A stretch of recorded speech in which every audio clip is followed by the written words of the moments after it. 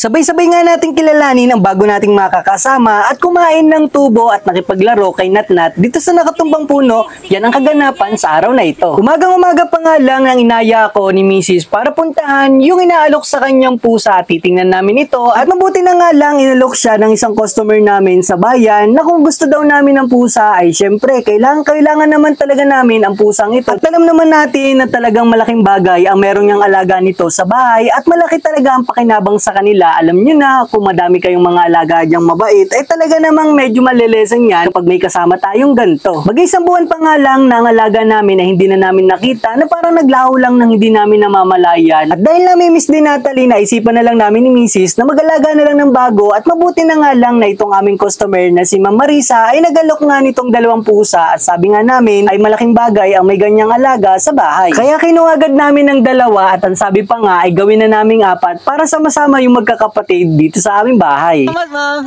Thank you po.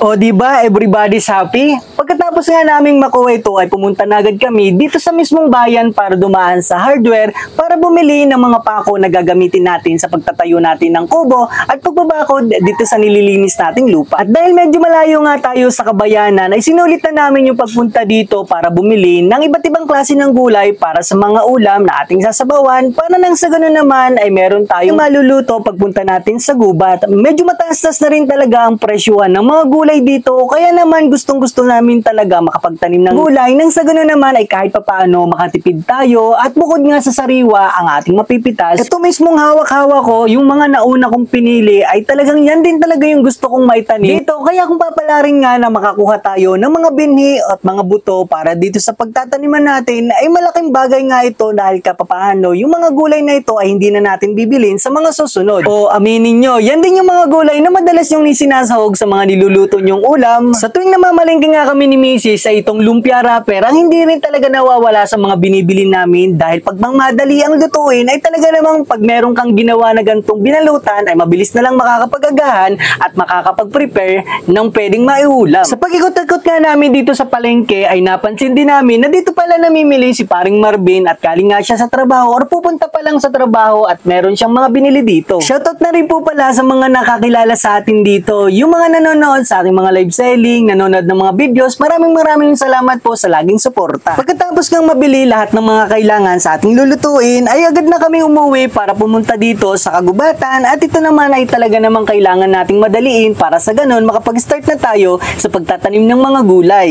Sinama ko nga yung mga pusa dito sa gubat para kahit papaano naman ay masanay din sila sa gubat dahil madalas nga tayo ditong tatambay at kung sakaling nga magkaroon pa tayo ng mahabang oras para makagawa ng bahay, gusto ko rin silang magkaroon ng tirahan para meron silang matuluyan sa mainit at maulan na panahon. Habang nagtatanggal nga ng malagong damo, nakakita si Mrs. nitong may tubo at talagang sabi niya ay tatanggalan niya nga daw ng balat para sa ganon ay makuha niya yung laman at ito na lang daw ang kanyang memeryendahin. O diba, rinig na rinig talaga ang kuliglig. Isa rin yan talaga sa nakaka-relax pakinggan pagka dapit ng hapon. Puro yan talaga ang maririnig mo at minsan nga sobrang ingay, hindi na ako makapag-voice over dahil wala naman tayong choice kundi sa hapon lang tayo nakakapag-voice over kaya ang maririnig nyo talaga dito ay ang ganyang hingay. Nakakatuwa nga itong si Natalie ay talagang enjoy na enjoy ang mag-stay dito. Minsan nga sa maghapon ay kinukulang pa at gusto pa nga minsan ay dito na kami magpapasapit ng gabi. Perfect talaga ang pagdating ng aalagaan natin ng pusa dahil kahit pa ano naman ay nalilibang at may nakakalaro si Natalie at kita nyo naman ginawan pa talaga ng bahay at nagpitas-pitas na lang ng mga dahon at sanga dito para itusok at ginawang ganyang bahay at kita mo naman ay relax na relax talaga ang mga alaga nating pusa. At nang nakatapos-tapos nga ng gawain ay naglaro na lang muna kami dito habang nagpapahinga at talagang enjoy na enjoy naman ng batang ito. O diba ang sarap sa probinsya? Ikaw, na-experience mo rin ba ito? Ano yung mga namimiss mo sa dating gawain mo sa probinsya? I-comment mo na yan sa baba at pag-usapan natin yan. O talagang bibong-bibo si Natalie, nakakatuwa lang na sa gantong paraan ay medyo nakakaiwas siya sa paggamit ng cellphone at na-enjoy niya ang bakasyon habang wala pang pasok. O paano hanggang dito na lamang? Kung nagustuhan mo ang video na to at mahilig ka sa gantong klase ng content, paki-consider pa like and follow na rin. Maraming salamat sa panonood. Ingat, bye-bye, God bless.